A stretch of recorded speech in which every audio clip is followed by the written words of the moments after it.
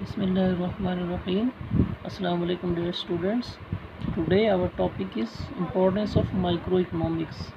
Microeconomics जो हम पहले भी डिस्कस कर चुके हैं, that branch of economics which deals with the individuals, small parts or the different parts of the economy, जो जिसमें हम अपनी इकोनॉमी के डिफरेंट पार्ट्स को सेपरेटली स्टडी करते हैं, अलग अलग इकाइयों का जायज़ा लेते हैं, उसे माइक्रो इकोनॉमिक्स कहते हैं।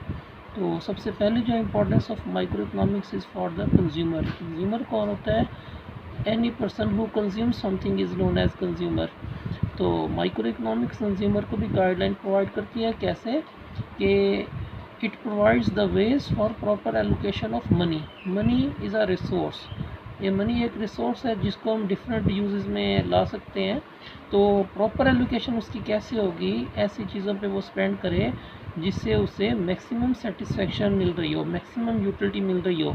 तो ये गाइडलाइन कंज्यूमर को कहाँ से मिलती है? ये micro economics provides the ways for the proper allocation of money on different goods and services so that consumer can get the maximum utility, and when consumer is getting maximum utility he will be getting the maximum satisfaction। तो उसकी ज़्यादा से ज़्यादा satisfaction तभी होगी जब उसकी utility maximum होगी। There are different theories of consumer behavior. The theories explain how the consumer should spend till the limited money they have to maximize their satisfaction।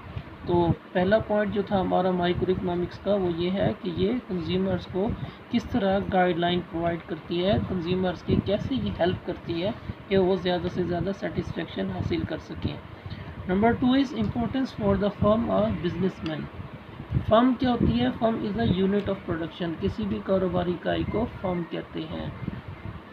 तो फर्म या business use the micro economics theories for the consumer behaviour. किसी consumer के behaviour को analyse करना है, उसके लिए वो क्या करेंगे? वो माइक्रो इकोनॉमिक्स से गाइडलाइन लेंगे। थ्योरी ऑफ प्रोडक्शन है, थ्योरी ऑफ कॉस्ट है, मार्केट इक्विलिब्रियम है, revenue and so on to make proper economic decisions. तो इसके लिए प्रॉपर इकोनॉमिक डिसीजंस लेने के लिए माइक्रो इकोनॉमिक्स जो है that provides the guideline to the firms and the businessman.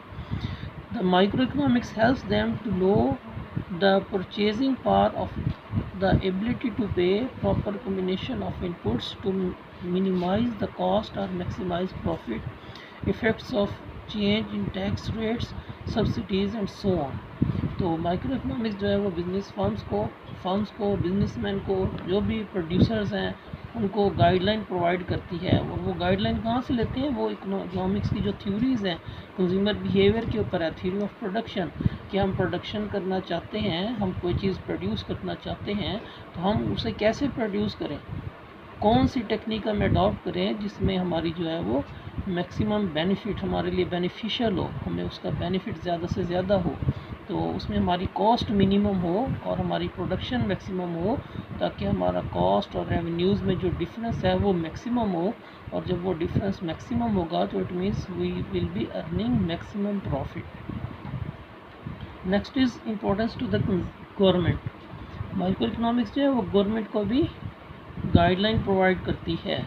ये गवर्नमेंट में जो है वो किस वक्त टैक्स लगाने हैं, किस तरह जो है वो रियायतें देनी है, सब्सिडीज़ देनी है और किस वक्त अलाउंसेस वगैरह देने हैं on the basis of the effect of change in these factors on the demand for goods and services।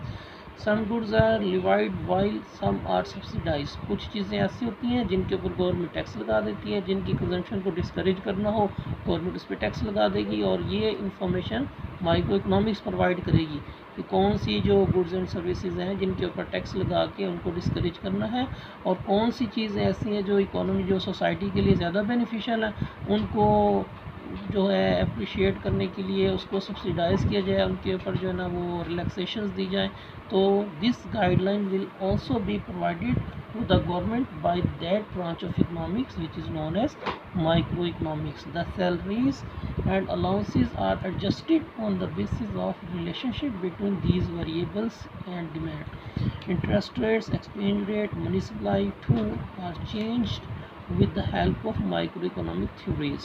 तो माइक्रो इकोनॉमिक्स जो है वो इस सूरत में गवर्नमेंट को भी गाइडलाइन प्रोवाइड करती है कि गवर्नमेंट ने किस वक्त क्या डिसीजन लेना है।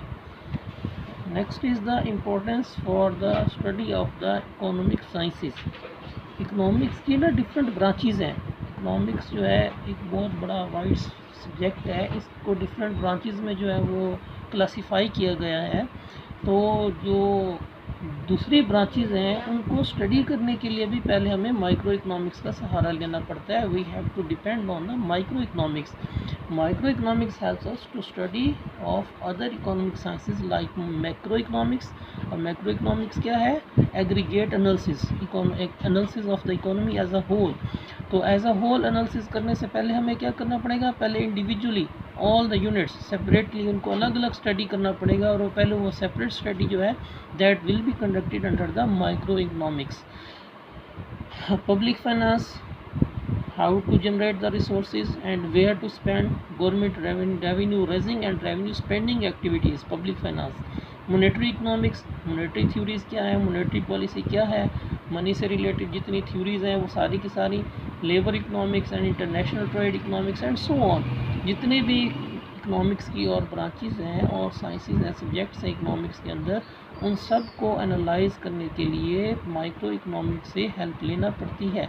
माइक्रो इकोनॉमिक्स हेल्प करती है कि कैसे किस तरह हमने सारी बाकी जो ब्रांचेज हैं उनको अगर हमने अप्रोच करना है तो पहले हम माइक्रो इकोनॉमिक्स से उसके बारे में इंफॉर्मेशन कलेक्ट करेंगे। Micro economics will provide the guideline, will help to approach the other branches, other economic sciences.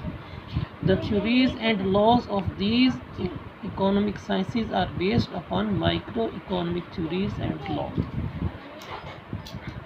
So this is the end of today's lecture. अगर इसमें किसी किस्म की कोई आपको स्टूडेंट्स परेशानी है, कोई बात क्लियर नहीं है, तो आप you may discuss with me. Okay जी, बेस्ट ऑफ लक, अल्लाह हाफिज़।